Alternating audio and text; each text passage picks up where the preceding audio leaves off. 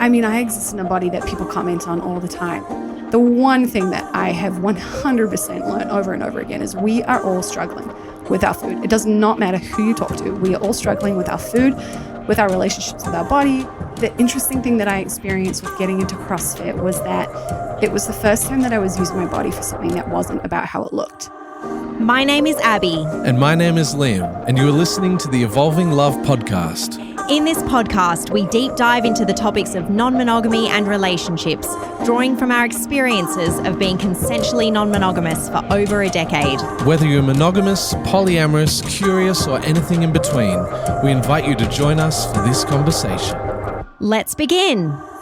Welcome to the first episode of 2025, and what a year we have in store at the Evolving Love podcast. Today we are joined by Kate Gordon. Kate competed at the CrossFit Games in 2015 and 2019 and has since become a certified CrossFit trainer and certified nutrition coach. In 2021, she started CFK Nutrition and also hosts two podcasts, Gone Rogue, which explores her journey in non-monogamy, and the CFK Nutrition podcast. In a world saturated with airbrushed images and relentless fitness trends, it's easy to feel lost in a sea of unrealistic expectations. But what if we shifted our focus from chasing an impossible ideal to celebrating the bodies we already inhabit? The pressure can be amplified when navigating non-monogamous relationships, where societal norms around desirability and ideal bodies can feel even more pervasive. As an athlete and nutritionist, Kate brings a unique perspective to this conversation, and her vulnerability opens the door to allow Liam and I to share our own journey with self-acceptance and body image. In this discussion, we discuss the impact of Kate's CrossFit journey on body image, shifting perspectives on fitness and aesthetics, influences of external relationships on body perception, finding lifestyle compatibilities with future partners, body acceptance at sex parties, social media, self-acceptance, and so much more. And so we bring you Kate Gordon. Kate, thank you so much for joining us on the Evolving Love podcast. Excited to be here. Yeah, well, we've been very lucky. We have been on your podcast before, and we had an amazing conversation with you all about non-monogamy, and that was the Gone Rogue podcast. But today we thought we'd do something a little bit different, because often we talk with people in the non-monogamous community about relationships with other people. But we thought today we might focus a little bit on the relationship that we have with oneself. And you come from a really incredible background of being a 2 times CrossFit Games athlete. And now you're a trainer, you're a nutritionist, and you work a lot within this space. So can you give us a little bit of a background about your journey as an athlete and how you came to be a nutritionist and trainer and coach now? It's such a weird little way into non-monogamy. This is going to be probably the most non-monogamous backstory that you guys have done on this podcast. But here's my athlete intro. I got into CrossFit when I was 21. I didn't really have a super sporty background, but I was a very active kid. Like, my family is super active. Got into CrossFit purely for weight loss. That's what I really started it for. I was really into fitness because I wanted to lose weight. And CrossFit was the first time that I'd walked into a gym on day 2 and they knew my name. And that was when I was like, oh, this is something else. I'd been going to the same gym that my parents went to. We were family friends with the owner of the previous gym I'd been at. And I used to go there every single day. I went to some of my earliest memories are from being in the kids daycare kind of part when I was very, very young, and no one knew me. No one knew my name. And so I knew all the trainers, I knew all the instructors, but I would walk in and it was like I was a stranger. So when I went into day 2 at this CrossFit gym and they were like, oh, Kate, welcome back. How you going? How you feeling? I was like, oh, what? Hey, hi.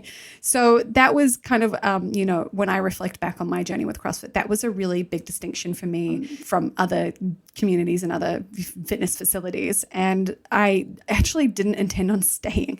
I had a little, it was like a Groupon. This is back in New Zealand where I was living.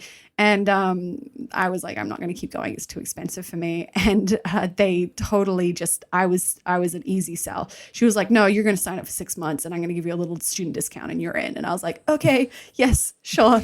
And that was kind of the end. And so I got into CrossFit. I moved back to the US. I studied over in the US. And so I was over there for a fair little while. which is why I have a bit of a hybrid accent. And then I started coaching over there, and then the rest is kind of history. I have a degree that's in performing arts, and I was doing a web marketing internship, and then just went full send on CrossFit. So I started working full time as a coach, started managing gyms, was hanging out in LA for a bit, came back to New Zealand, was managing a gym in New Zealand, then moved over to Australia. And so I've been in Australia for like 10 years now. And when I moved here was kind of when my competitive journey started. So that was when I'd been CrossFitting for maybe like 3 years by the time I really first competed, and it was awesome. It wasn't planned. I didn't think we were going to compete, but we had a team qualify for the games. So that was 2015. I competed at the games again in 2019. That was when I was really taking it seriously. Like I was actually trying to go to the games that time and put in probably 4 years of work to get there, of like really committing. And then I started doing nutrition coaching right around that time because I wanted to be able to train full time and have control of my schedule, and working as a coach in gyms was allowing for some of that. It was facilitating, like, you know, I was working at a gym, so I could be at a gym all the time, but I was working for someone else. And, you know, typically with small businesses, it's like, it's always an interesting kind of experience, but I was kind of ready to be done with that. And so I started working online as a nutrition coach, and I was working originally for someone else. And then eventually during COVID stepped out on my own. So here we are now, like, you know, I've been running my online nutrition coaching business for 2 years, and yeah. And then I got into non-monogamy 4 years ago during COVID as well, when I met my partner. Wow, amazing. And thanks for sharing about your hybrid accent as well. I wanted to ask when you were interviewing us for your podcast, I was curious, but I didn't manage to ask you about your accent. Yeah, really interesting to hear about how you were entering it, first of all, like initially from that, you know, wanting to lose a bit of weight, get fit, but all of a sudden it was like when you walked in, you know, on that second time, really interesting that it was like immediately that sense of community, like you were part of something. And it seems like the person who greeted you, like you felt really seen, you know, you weren't just another face, another number, another potential, you know, person to just come in. It's like you were really seen and welcomed. And I think that's really comes down to like a human need that we all have to like feel part of something bigger, to feel part of a group, and to also be recognized and seen for who we are. Did you feel like when that sort of happened, did you also have a moment of realization, like you were also perhaps subconsciously looking for community as well, but you hadn't sort of noticed, like you weren't aware of that at the time? Possibly. I think we all crave belonging, right? Like a sense of welcoming and belonging. And man, it just felt like you couldn't avoid it at this particular gym. And I think a lot of people have that experience with their particular gym as well. So it was a community and a culture, and it's why we get, you know, called a cult. It's like, it kind of has that vibe for a reason. And so, yeah, it's really easy to drink the Kool-Aid and just fall in love with making connections. And then, you know, what simultaneously goes along with that is there's a lot of new skills that you learn when you're doing it. So you're kind of, you know, making new connections, you're forming new bonds with people, building these really nice relationships where it's all centered around an activity, you know. So it's like one of the things that I despise about dating is sitting down and being forced to get to know someone across a table. And I'm like, oh, man, this is so hard. It's so almost contrived. I'm like, let's go do something. Like, let's go play freaking mini golf, or go for a swim, or like go do something. And so CrossFit kind of facilitates getting to know someone without the pressure of having to get to know them. So that was really nice. And then you're learning something. So you're learning this whole new language. There's a whole, you know, set of words that you have to figure out as you get into it.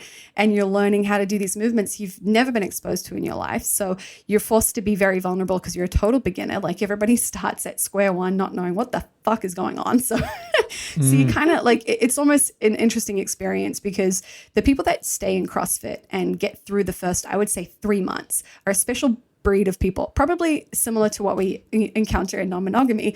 It's like to get through non-monogamy and kind of get through the hard yards that come with it, like you have to be a certain type of person. And so, you know, at the end of year 1 or year 2 or year 3 or year 4, and you're encountering other people that have been in that world for that long, it's like there's a certain understanding maybe that comes with it. And so that's totally what happens in CrossFit. And it's such a surprising experience, you know, like I'm like, I just want to lose weight. And it's like, meanwhile, I'm smacked in the face with like new friends and a whole new community and like culture. And like, And it just took over my life for like a good decade. I feel like people can always be like, oh, something's a cult, that means it's bad, or like, oh, that's a cult, like stay away, CrossFit, or there's other things, I mean, you can sort of call anything a cult, and it's like, it's not always a bad thing. It's like, what a wonderful thing to come together, to be exercising, learning, make new friends, like, and of course it's like that would be an addictive and like an amazing thing to immerse yourself in. I haven't personally done CrossFit myself, but it's like,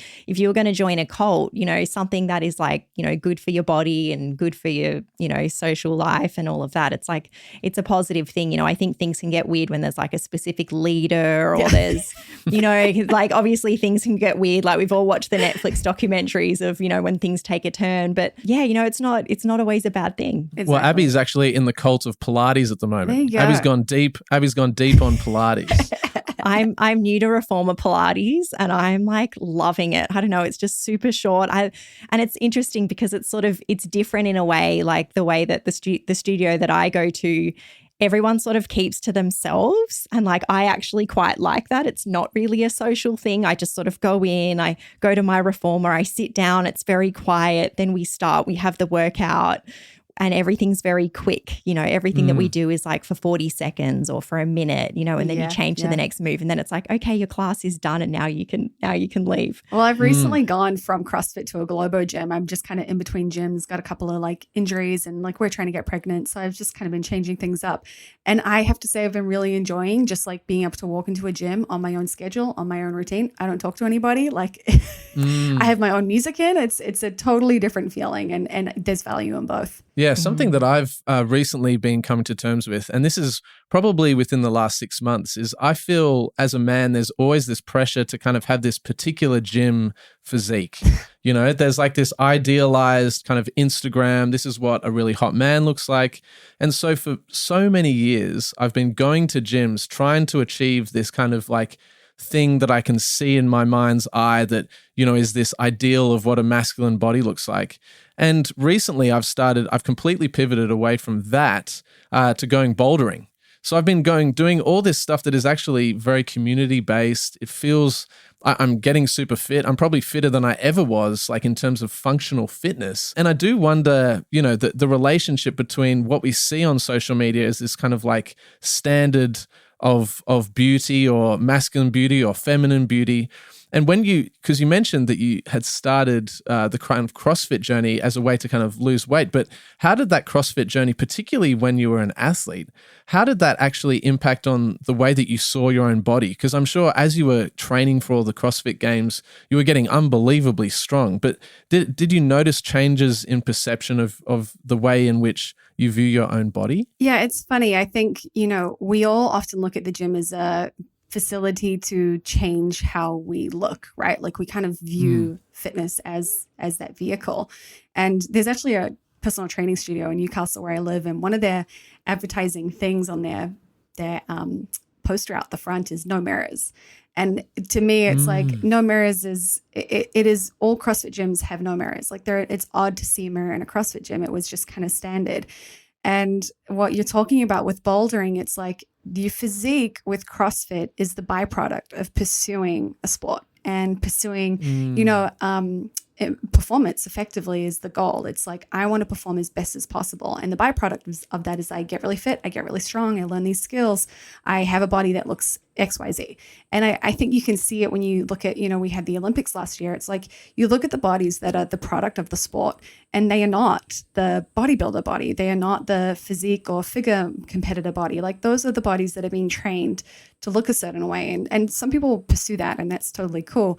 CrossFit is very much not interested in aesthetics. And there actually is now a real CrossFit physique as well, which is funny. It's, it wasn't designed. It was just the product of the style of training, in the same way that bouldering has a style of body, Pilates has a style of body, right? Like there's a physique that it produces.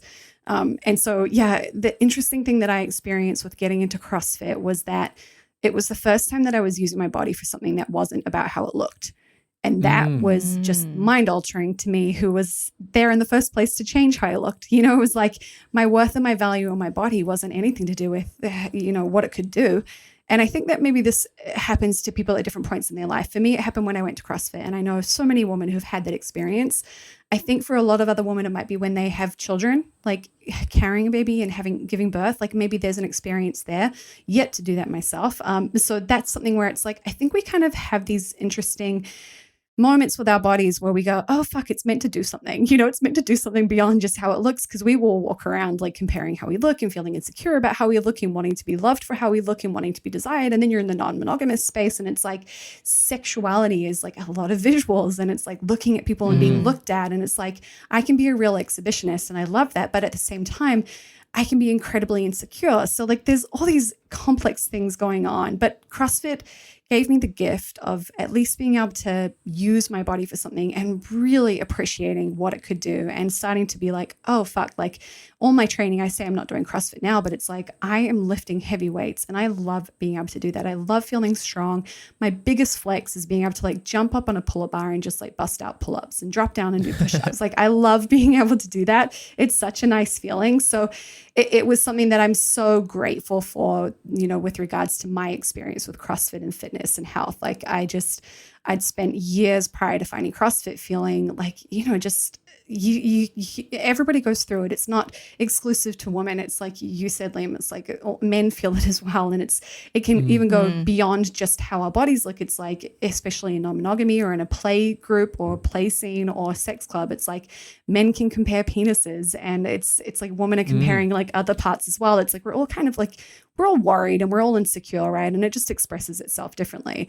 But it was so nice to go through, I guess, the sport of fitness, which is what CrossFit calls itself, and do something with my body rather than train it to look a certain way. I love that, the no mirrors thing and the mental change that would have. Like that's so powerful. A little bit different, but I relate to that in a way where like I do not weigh myself. Like I don't have scales, and I'm just not interested in that at all. And I haven't weighed myself for such a long time. And even when I go to the doctor or when I was pregnant, I would say like, I would stand on the scales and look away and say like, I just don't want to know, because to me it's like about, what I'm eating and feeling healthy, and also just that, that awareness that like my weight will fluctuate every month all of the time, and like I'll retain water at different times of the month, and like different things will happen. And like I just feel like, the scales, like it's really, we can have like such an interesting thing, a relationship to these things, whether it be the mirror or the scales, and like coming back to that sense of like how I'm feeling, is so important. I feel like there's an immediate departure from our connection with how we feel the second that there's some kind of like outcome oriented data point. And whether that's tracking your steps, tracking your calories, tracking the kilos on the scales, it's like as soon as you're looking at a data point, the connection with like, but how do I actually feel? Like, how do I feel about myself? How do I feel with the food that I'm eating? How do I feel with the movement that I'm doing? It's like that is severed. And I say this to a lot of my clients because I'm obviously working with people that want to pursue weight loss, and people have many reasons for that. And, I'm someone who's super happy to support anyone, and everybody has bodily autonomy. And I at least want to give people a way to do it in a healthy way. And so one of the things that I often have to sit down with my clients and say is I'm like, hey, if you're going to weigh yourself, well, first of all, it's not necessary. We don't always do it. Second of all, we can track with other things. We can use things like tape measurements. But if you do want to step on the scales, and sometimes we do because I actually want to challenge people. Sometimes there's a bit of an element of like, I'm just going to fuck you up a little bit mentally, but let's step on the scales. And what I want you to do is I want you to check in and just see how you feel before you step on the scales. Like do a little body check or mental check of like, how are you physically feeling right now? What are the sensations in your body? Like emotionally, where are you at? Like, do you feel proud of your behavior? Do you feel like you've been showing up well for yourself? What's been on your plate recently? What's the context? Like what's happening? And then like you said, Abby, like where are you in your cycle? How's your relationship right now? Because there are many factors that feed into how we feel. And then you can step on the scales and we can almost scapegoat any negative emotions that might not be anything to do with our diet or our body, and suddenly pour it all onto that as the problem. And it's like, I'm just going to use my body as a way to kind of self-destruct a little bit if there's anything else going on in my life that I can't emotionally tolerate now. Like if my window of tolerance is maxed out, then it's like my body can become the thing that I can take it out on to a degree. So yeah, it's such a funny thing, the scales and numbers, and it's like, man, valuable tools for sure. And some people do really well with them. Some people I'm like, don't even look at them. Some people are somewhere in the middle. Like we kind of exist somewhere in the gray area.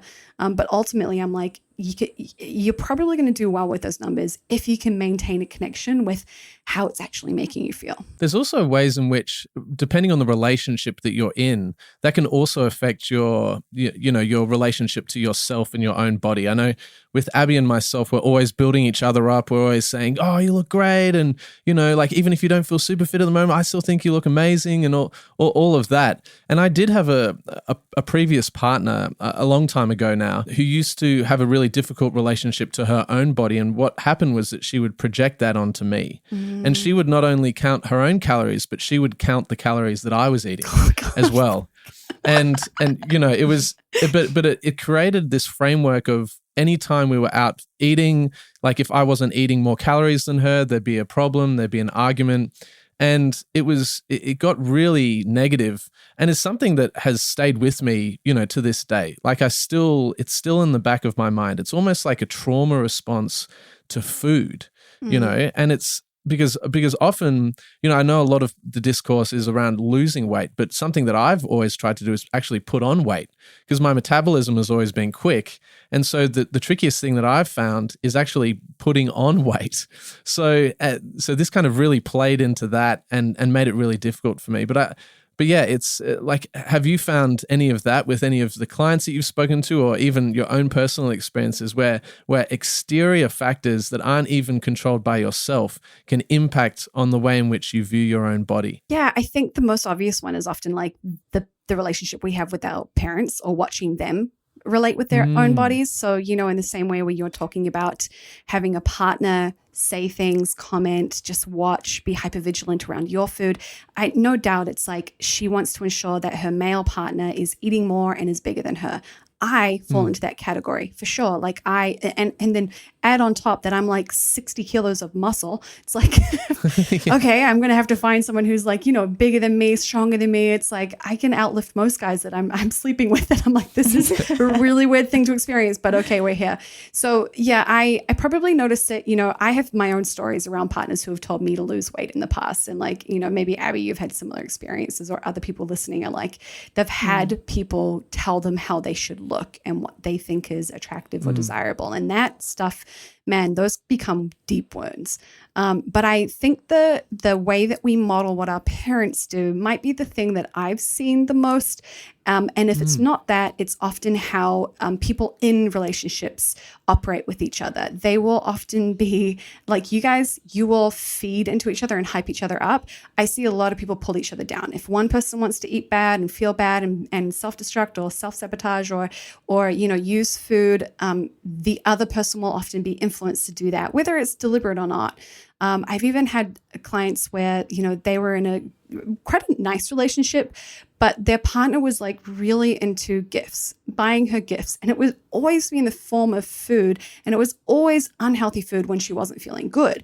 And I'm like, dude, we are literally working on creating a new relationship with yourself where you don't, in moments of feeling negative, whatever the emotion is due to, whatever it is from, whether it's work, whether it's how you feel about your body, whether it's your relationship, whether it's your kids, it's like when you're feeling negative, we will deflect or avoid or numb, and food is an incredible tool for that. And so I'd been spending months with her. She actually was one of the clients that messaged me saying, hey, I think I need to quit. And I called her and I was like, sorry, buddy, you're not quitting. And it's kind of rare that I do that because I tend to let people go. If somebody's like, I don't want to do this, I'm like, cool, I'm not going to make you stay. With her, I was like, no, you are working through this with me. You're not done. And we'd been having these great conversations and making this incredible progress. And she's like, oh, my partner, he bought me a family-sized block of Cadbury's when I had my period and I was feeling tired. And I was like, absolutely not. Definitely no, you were talking to him. We're going to talk. If he wants to buy you gifts, he's going to buy you other gifts. I love that he wants to take care of you. I love that, he's thinking about you and he wants to do this for you and show his love in this way. But I need you to have control of the decisions you're making with food. And for people who are listening, I don't want want you to hear this and think that I'm like, no, Cadbury's chocolate, not allowed, bad. It's that if you're going to do that, I need you to fully be in charge of that decision. And I want you to not do it because you're obligated to express your love back to your partner, right? It's like, that's kind of, you're in a position where you're doing it for someone else. It's like, that's people pleasing. And I'm like, that's, you know, you're negatively impacting your health, your goals. You're literally working with a nutrition coach. Meanwhile, you're in a position where you feel obligated to like respond to your partner being loving. So I was like, we just need to find another way to do this. So there's interesting experiences like that. The other one that I would say is where there's a lot of, you know, it often is the woman, not always. I do have some male clients who are in this position, but there's often the woman who takes care of all the food, all the grocery shopping, all the cooking, all the kid stuff. And so it's like, yes, there's domestic labor shared and other things, but when it comes to food, there's just no help. And so I find that can be something that creates resentment in the relationship, and that impacts your, you know, ability to eat healthy. It's like, it's this really interesting thing where I'm talking about food with people, but we're not talking about food, you know? The connection between people who are like single as well and like looking after their health in a particular way, and then what can happen when they then enter into a relationship. And I know that when Liam and I first got together, it was in 2012. I was living in a share house with 3 other women, young women, and we were like, you know, I had my independence. I was, you know, in charge of everything that I wanted to eat. I didn't have to account for anybody else. And I got really into like the raw food vegan diet to the point where I was like obsessed. So like when I get into things, it's like 110%. Like I'm like learning everything, reading everything. Like I was just so into it. One of my mum's friends was like a naturopath and a nurse, and she was really into it. So she was giving me heaps of info. And it was like the routine that I had was actually like, it was obsessive, but looking back, it was also like I felt really good, you know, in my body and what I was doing. I wasn't going out late, so I was able to like, I lived near a mountain called Mount Ainslie in Canberra. I was like running up the mountain every morning at like 5:30 or 6 a.m.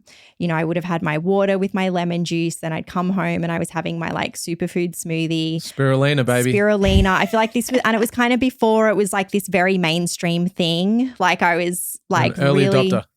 I was an early adopter. I was like just fully into it. And, you know, I was eating my vegetables, but like I wouldn't even eat them cooked. And I guess for anybody who's hearing this for the first time, I guess the sort of philosophy around it was like when you cook the vegetables, you know, you lose the nutrients and like whatever. So it just got really intense.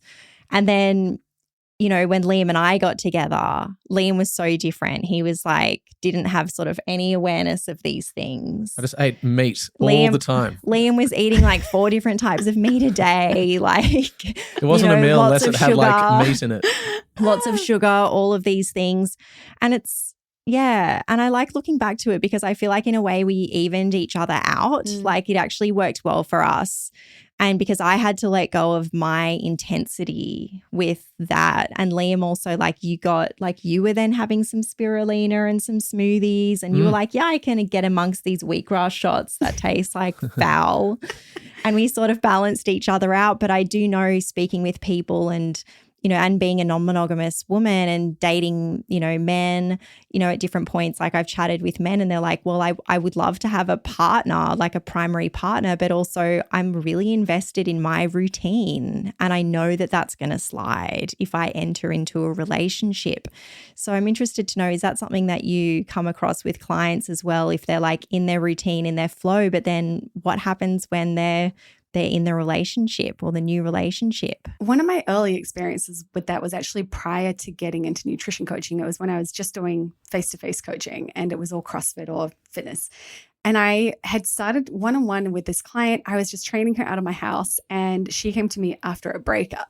So I was like, awesome. She was lovely. She got right into it. She was so green, had really not been exposed to any training. So we were doing like the basics. But what's really cool is when you're a beginner, you get to experience beginner gains. So you have like 12 months of just like constantly improving, like PR, left, right, center, every single session. So it was like, this was awesome. And we had about, I want to say like 6 to 8 weeks of this. And then she just ghosted me. And I was like, what is going on? She was doing so well. I was so stoked. I was so genuinely pumped. Like I felt like I was so excited for her journey. She just like disappeared out of nowhere. Turns out she had a new boyfriend. So she had this like new relationship and she just dropped off the radar and was no longer training. And so it's like, I think you can kind of see a similar pattern happen with people getting in and out of relationships. I know for me, if I'm out of a relationship, I go hard with my training. I'm like all in with training. Like I'm very much like, I just want to go tunnel vision on like, and that was actually the year prior to going back to the games. I'd gotten out of a horrible relationship. And so I just went full send on training and like shut everything out. It's like, we can kind of, use this to deal with our emotions and lives and whatever's going on. But 100%, like I suddenly see people getting into relationships, getting out of relationships, their behavior changing. And I think what's interesting is, in relationships in general, I won't say just non-monogamy because it 100% applies to monogamy as well. And even friendships, you are looking for things that you are compatible with. But I think one of the things that maybe we don't register with is like lifestyle. Like if you meet someone out drinking at the bars, which a lot of people that I've been talking to recently, and I don't know why, there just seems to be a lot of conversation around like, online dating. I hate online dating. I just want to like, I even have these people who have these really like romantic notions around like, I want to meet like my future husband, not on Tinder. Like, I don't want to meet them on Tinder. And I'm like, excuse me, what the hell? I'm literally Greg, my fiance. I'm like, we met on Tinder. So I'm like, first of all, I'm deeply offended. Second of all, that's so silly. Like you're going to meet someone out drinking at a bar. Like you're probably going to find someone who just drinks a lot and wants to go out on the weekends and party. Like, so then what does their lifestyle outside of that look like? And, one night probably doesn't define them, but I'm super, super curious about how people find partners that are compatible when the ways that we meet people often involve being out late at night drinking. And it's like, if you're going to build a life with someone, to me, I'm like, I mean, that includes like cooking together, eating together, being healthy together. You want to grow old together, right? Like you want to have potentially kids and be, in your 80s one day, like rocking and rolling still, going to sex clubs, doing fun stuff. It's like, man, sex gets real hard when you're not functional, and it's like when you're incontinent, when you have like bladder incontinence, like that's what puts women into nursing homes. So it's like, there's a lot of information in the fitness world that like I'm aware of, but I don't think a lot of other people factor into their day-to-day choices. And especially in their like, relationships and dating people. I think it's just so cool to hear what you guys have done where you were both kind of doing your own thing and then you came together and it complemented each other. Like, I think there's a lot of people that it's one of the reasons that I probably lean towards telling people to be single for a while, because I think people can find their passion for, building a routine and having some kind of practice around fitness or finding Pilates or finding a community, or whatever it is. And I think then when you meet someone, you've kind of set up your thing and you've got your lifestyle is just, it's kind of the catch-all word, right? So yeah, it's a funny thing with getting into a relationship because you are picking not just a partner, but you're picking their lifestyle as well. And I think you have to be compatible with that too, or there has to be some kind of discussion to support each other. I think it's really hard to have a partner that is different to you. I have even partners that are, I have a client right now who they both go to the gym and they work out, but her partner is a bodybuilder and he is jacked and massive. And so he kind of just eats shit. And like, look, I want to say you can get away with it, but you kind of can't. It's just that you're young enough to not notice the ramifications of eating poor quality food and excessive amounts and training your butt off. So it's like you don't notice that stuff until later. And when men are in their like 40s, they call me and they're like, oh, I used to get away with this. And I'm like, no, you were never getting away with it. It's just now you're dealing with the consequences of what you did for 10 or 15 years.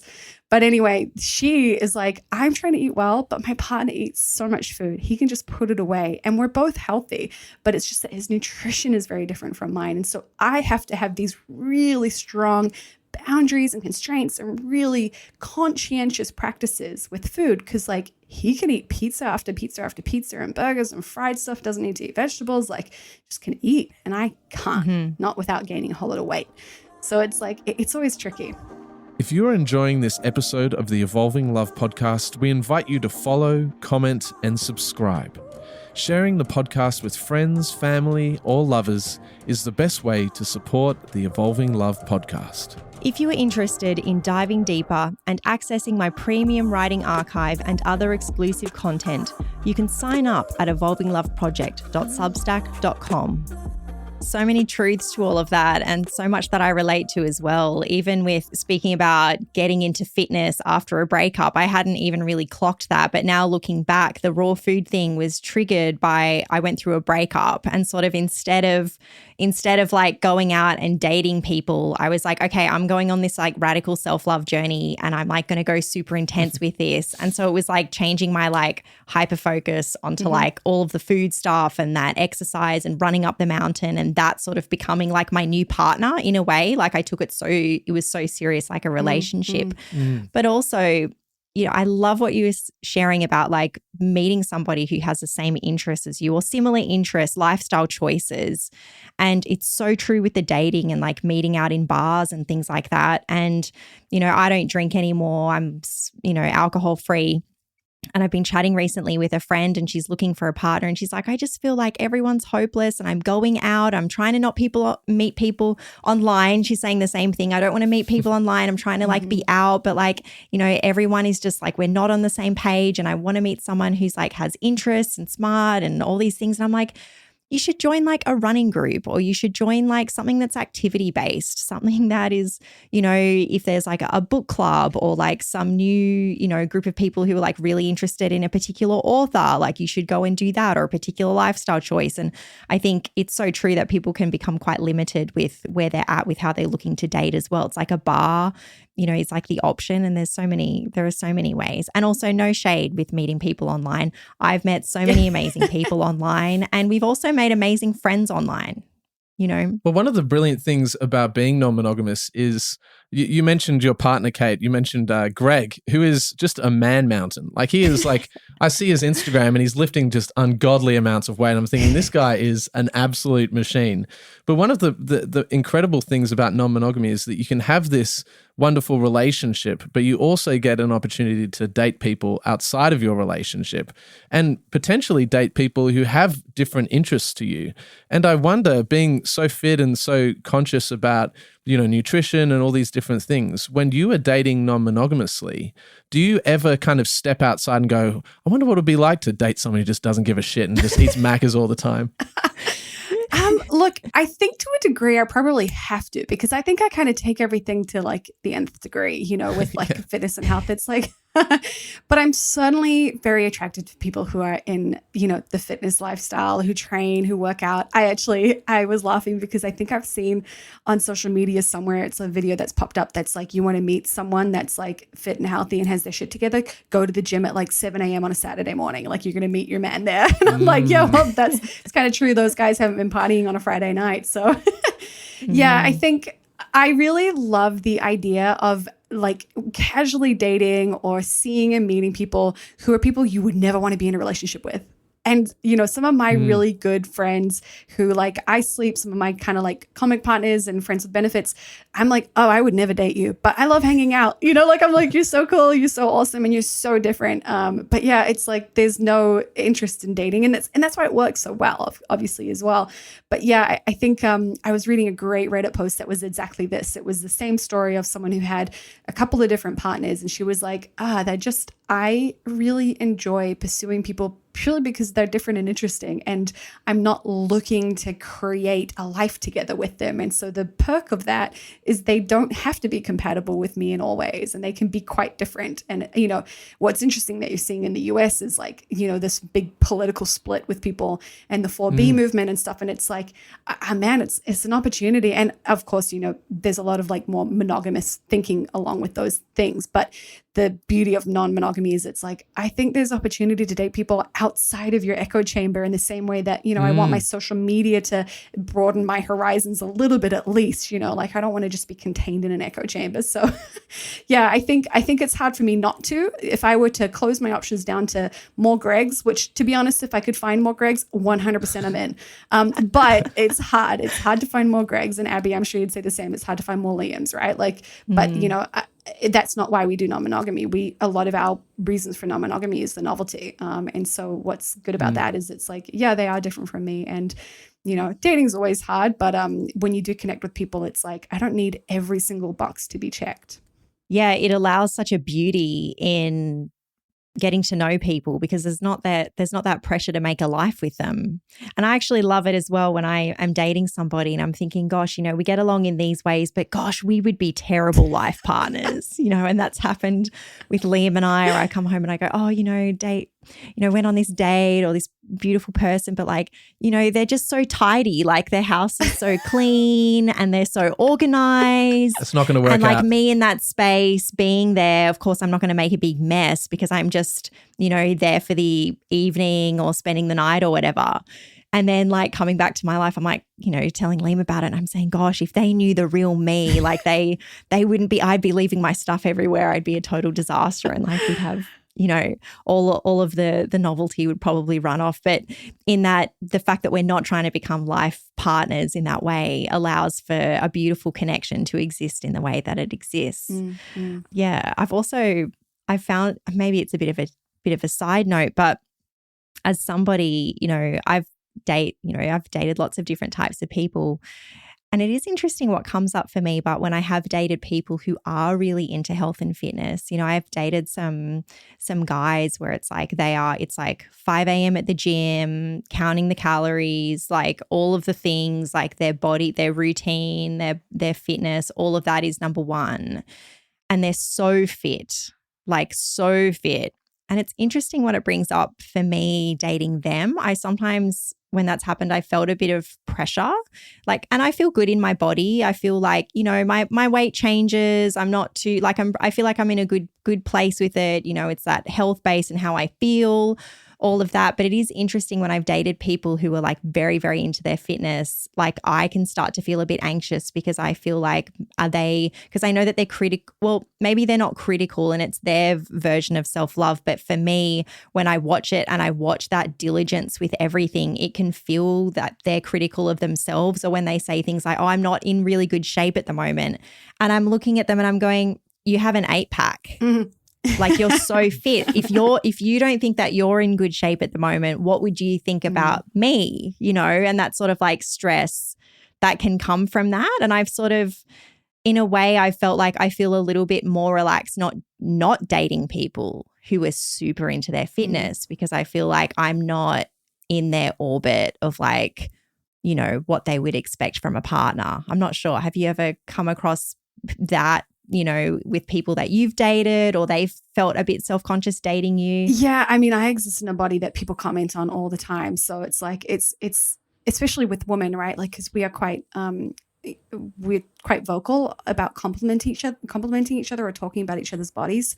Mm-hmm. So I definitely get that a lot around people saying things about how I look. And it's always super weird. I always find it just because I'm insecure about how I look as well. And I do my very best to completely compartmentalize what's happening with dating in a sex club in, we did Jamaica, which is a resort for a swingers event for a week. And it was that was on a whole nother level. So it's you're constantly exposed. So there's a lot of talking about bodies. And so that's always really interesting to me and challenging, because I don't want to boil someone down to their body, and I don't want to comment on their body as well, because it's kind of in my practice to feel a bit weirded out by it. So I typically don't do it back to others, but I do totally understand that people will say something and mean it in a really positive way, or, ask me about my training or tell me to flex for them. And I'm just oh my God, internally I'm dying, but I just play along with it and it's fine and it'll pass. But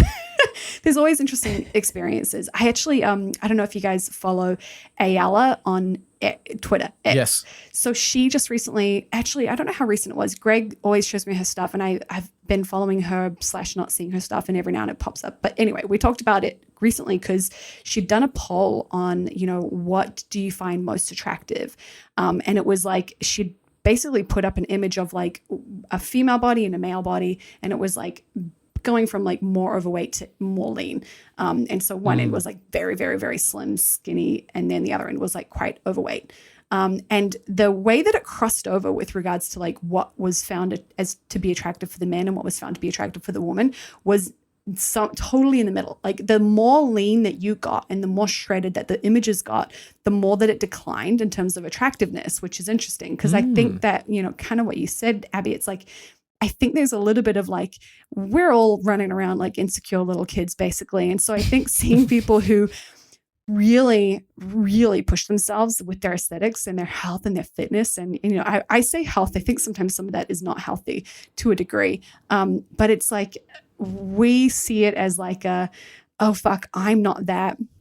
I wonder what they think about me and how do I compare to that? And it's like, it's definitely made some interesting experiences with me, probably with other women and then with men when they compare themselves to Greg, which you kind of mentioned, Liam. Like a lot of guys bring up Greg because he is really tall, he's really jacked. And ironically, we are both insecure about our bodies in different ways. It's like Greg has insecurities, I have insecurities. And it's like, it doesn't really matter how you look ultimately. I think even the people that are the most jacked and shredded with the most 8-packs, it's like sometimes they're the most insecure of all of us.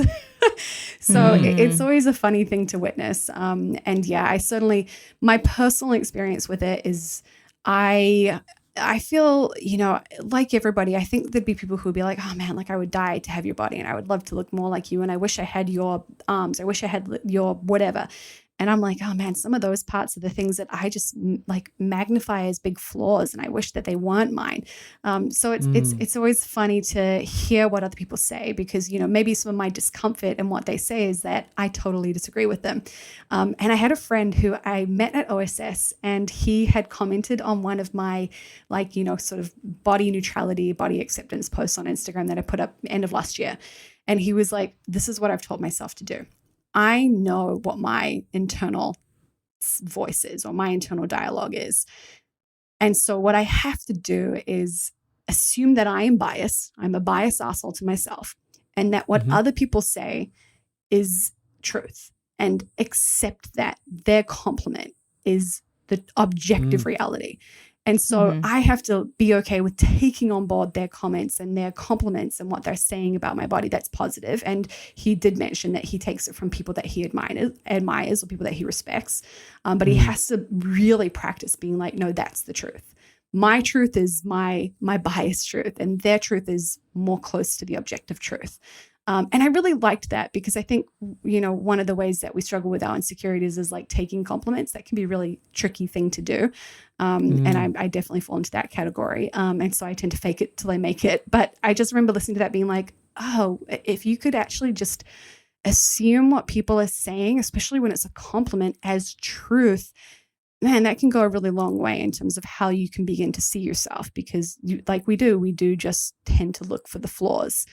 So I really liked that. And I always appreciate it when it comes from men, because I think it's so rare for men to talk about that stuff. And for him to have that tool as how I deal with like my body and my insecurities. And I've just learned to take compliments as straight up facts. And I love it. And I was like, oh God, yeah, I love that. I'm stealing that. Well, there is certainly a sense of like body dysmorphia. And that's something that I've definitely experienced in the past. And it is always tricky, to remind oneself that when you look in the mirror, it's going through all the past experiences that you have. It's comparing yourself to all of the images you've seen of, all these massive jacked guys for men in particular. And then you kind of look in the mirror and go, oh, I'm not that then.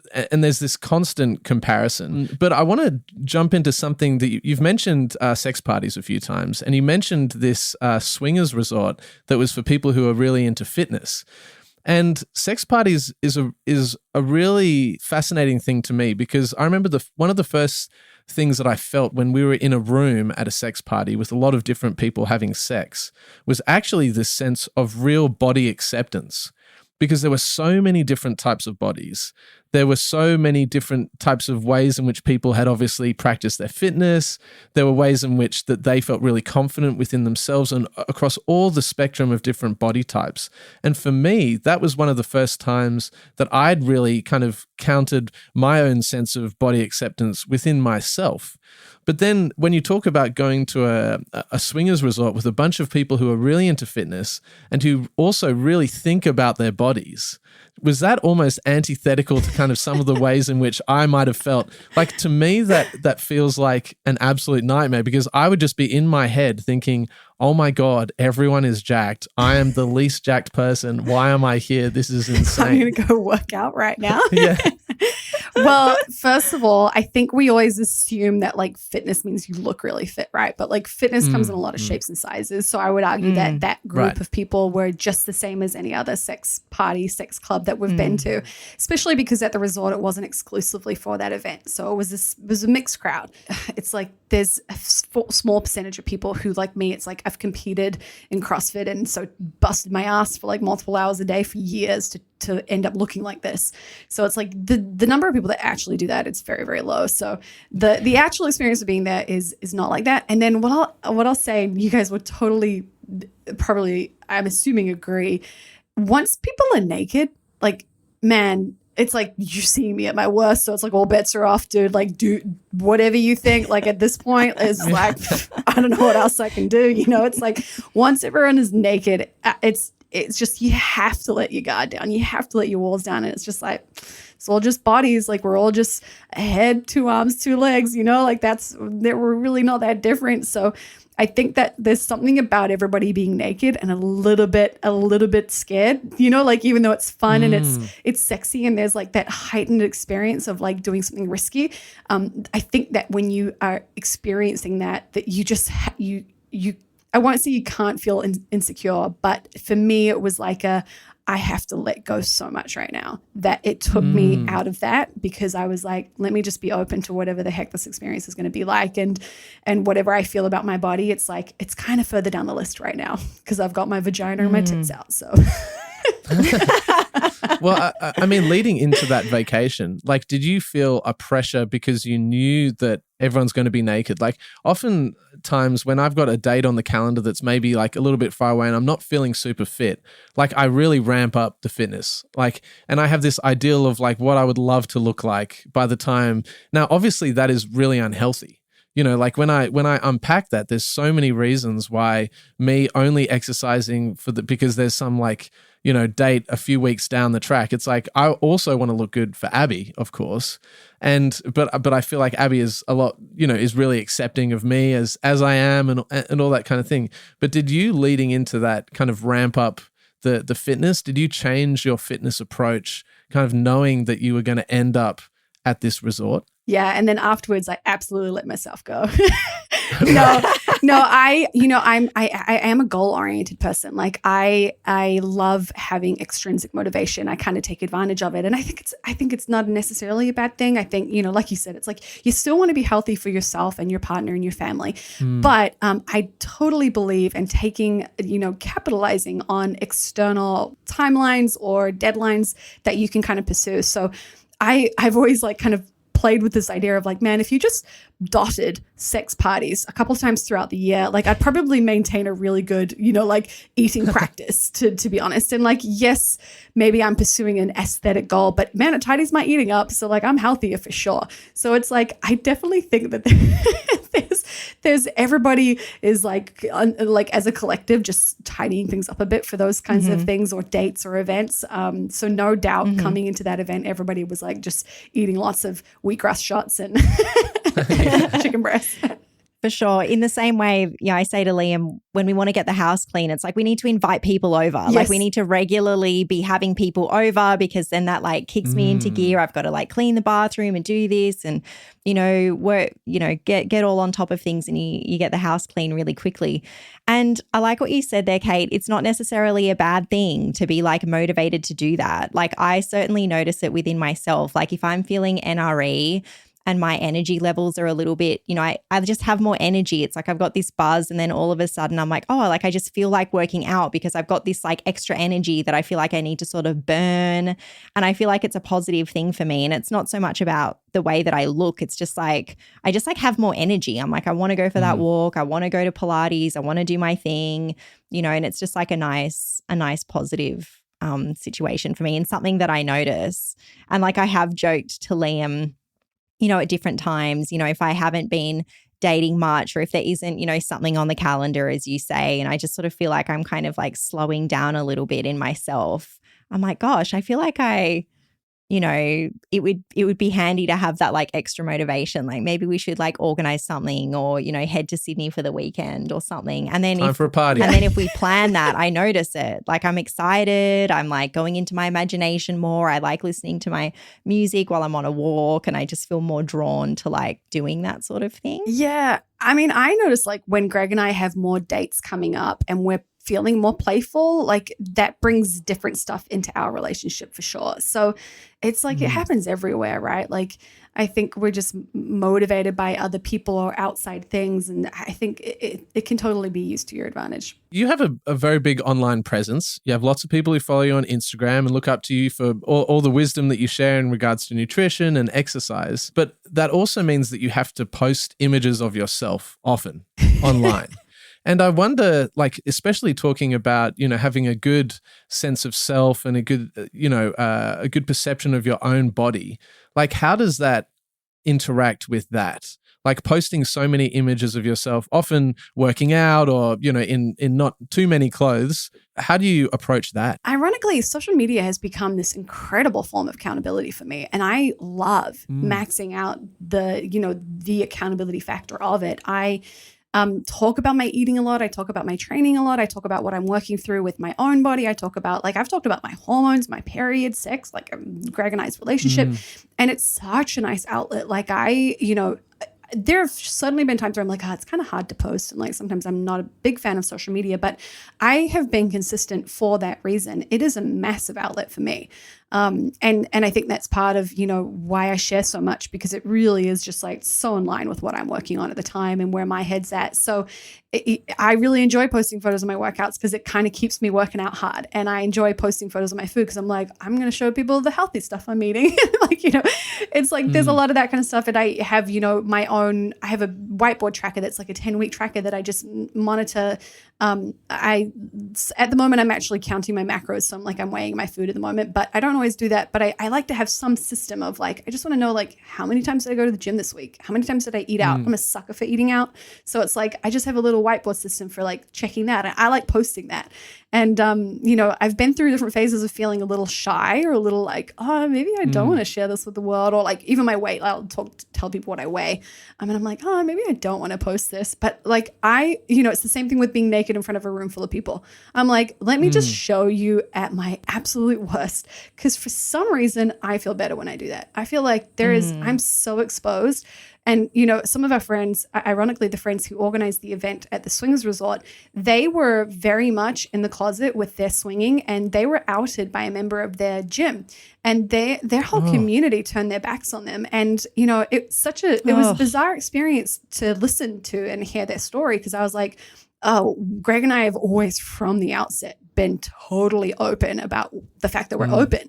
And so I've never had that fear. And so talking to them, I was like, of course, like a lot of people, and I guess you see it when you're on dating apps, like people hide their face and like cut off at the neck or whatever it is. And I'm like, that's right. Like people are in the closet with some of these things. And you know, that's just dating and being non-monogamous.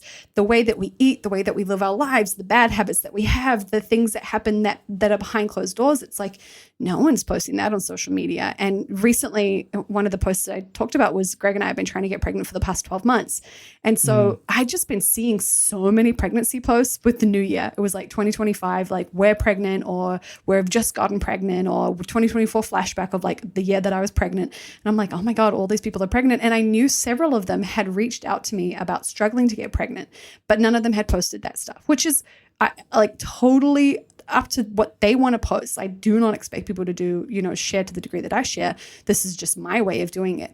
But what I enjoy is that my struggles for someone is going to be something that resonates. And it's like, fuck, like, okay, cool. Like, it's not just me seeing a whole lot of this stuff on social media. There are also other people who haven't gotten pregnant, who have a shitty period, who have a shitty relationship with food, who have been struggling with this thing or struggling with that thing. So I think to me, it's always been like, one, it's an outlet for me. Two, let me just like even out the highlight reel a little bit with this is just the real shit. And it's like, man, like everybody's going through this. And like as a coach, like the one thing that I have 100% learned over and over again is we are all struggling with our food. It does not matter who you talk to. We are all struggling with our food, with our relationships with our body, with having good habits, as simple as that. Like, and people feel really ashamed about it, and it's really hidden. Like, you know, I joked before that it sounds like we're talking about food, but we're not. And I say that, but it's totally serious.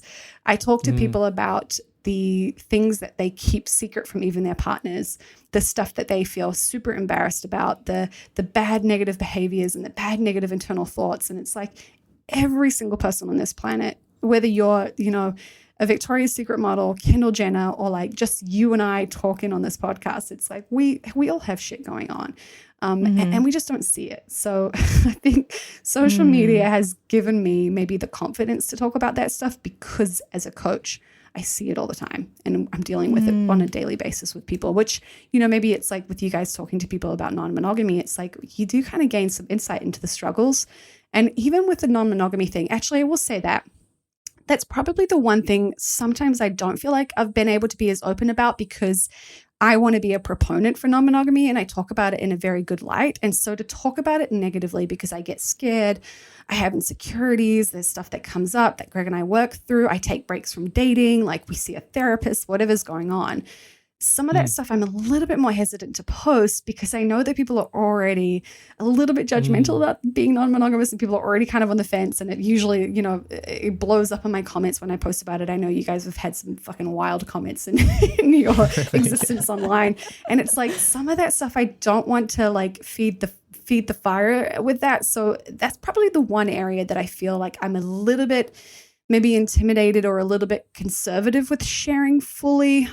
So yeah, which is probably where Gone Rogue came into play a lot more. We haven't been posting for the past 12 months, but it was kind of an outlet for me to talk about it that was away from Instagram, where I could fully express everything a bit better and in detail. So, you know, I guess at the same time that I'm like, oh yeah, I'm a little conservative. I'm conservative on Instagram with some of that stuff, but on Gone Rogue, man, like it's like I was spilling my guts on that because it was a really nice thing to talk about, which I know you guys, you know, with your podcast, it is such a nice way to just be able to talk about everything and anything about what's going on in your lives. People don't always comment, you know, as much on when it's the podcast. It's very different to an Instagram where it's like you share the thing and then people are going to jump into the comments and get into it. And it's like you don't have to share everything, you know, like you don't owe that to everybody. Like it's totally fine that you have your boundaries, and you've already been so generous to share as much as you do with other struggles that you're having. And especially with that, there could be that added pressure with you. You know, you are a coach, you have so much, you know, dedication and hit so many wins with your fitness and everything that you're doing in that aspect. There's such a beautiful vulnerability that you already give Kate with sharing, you know, the struggles of, you know, not being able to fall pregnant, you know, been trying for a year and all of that. And it's so true. It's like putting that out and sharing that.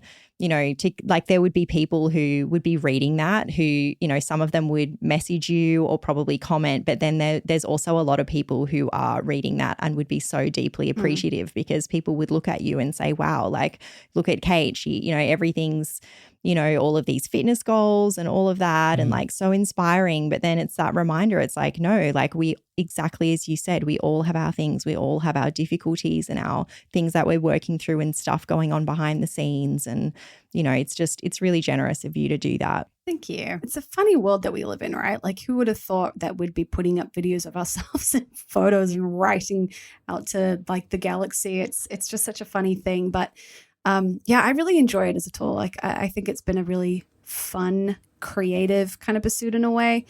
And then, yes, I think sometimes with the boundaries, it's like you do have to post and ghost occasionally. Sometimes if I'm feeling real sassy, like if you catch me the week before my period, like I definitely write back to people and it's great. Like there's been a lot of people commenting because I'm about to release my business course for online nutrition coaching. So I've been talking a lot about business and my income and sharing that stuff. So a lot of people are like giving me shit about money. And I'm like, oh, it's so interesting to see how people think about money. Like you're just destigmatizing so many different things.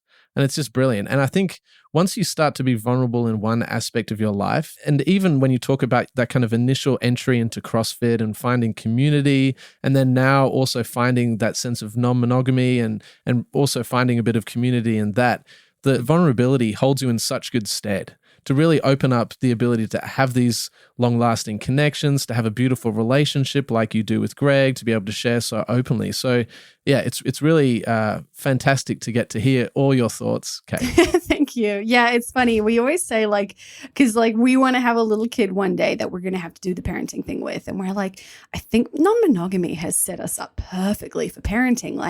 Right.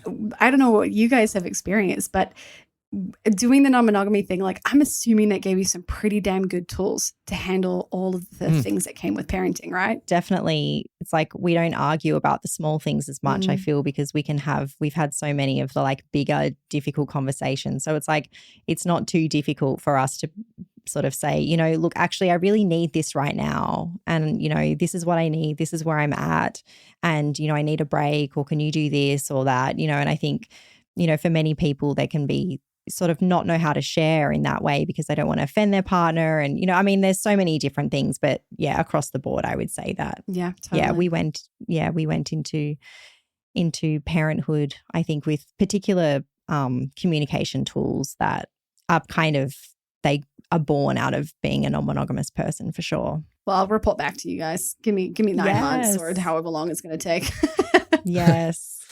Please do. But Kate, it has been fantastic having this chat with you today. And thank you for sharing so vulnerably about all of your journey. And just for our listeners who want to follow along with more of your journey, can you share a little bit about how they can find you? So my Instagram is This Is Kate Gordon. If you want the nutrition stuff where I purely talk about nutrition things, it's CFK Nutrition and that's both on Instagram. So go find me there. That's where I mostly hang out. Amazing. Thank you so much, Kate. It's been a pleasure to chat with you again. And Thank we you look forward guys. to following on with your journey and catching up sometime when we're in your area. Oh my gosh, come to Newcastle. We will. Thanks for tuning in to the Evolving Love podcast. If you enjoyed today's episode, don't forget to hit the subscribe button and leave a comment on your favorite podcast platform. Your feedback and support fuels our passion, and together we're building a community of curiosity, kindness, and growth. Subscribe, comment, and let's keep the conversation going.